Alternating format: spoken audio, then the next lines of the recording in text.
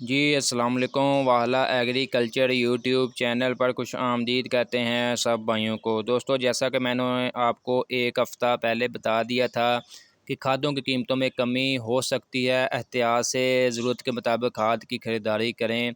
आपको बताया था कि बजट में जो है बकाया तौर पर जो है सब्सिडी देने का तजवीज़ पेश की गई है, तो वही हुआ जी। यूरिया खाद जो है काफ़ी ज़्यादा जो सस्ती होने वाली है, 6 अरब रुपए इसके ऊपर हुकूमत पाकिस्तान की तरफ से सब्सिडी दी जाएगी।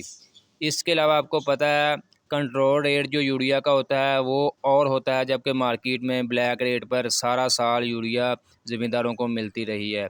इसको भी उन्होंने फ़रोग़ देने के लिए, इस चीज़ को ख़त्म करने के लिए इन्होंने किसान बाज़ार लगाने का फ़ैसला किया है, जहाँ पर किसान अब बिल्कुल जो है कंट्रोल रेट पर जाकर अपनी ख़रीदारी कर सकता है, खाद वगैरह कंट्रोल रेट पर ले सकता है। अभी देखो हर शहरों में किन-किन पॉइंट पर जाकर जो है किसान बाज़ार लगेगा।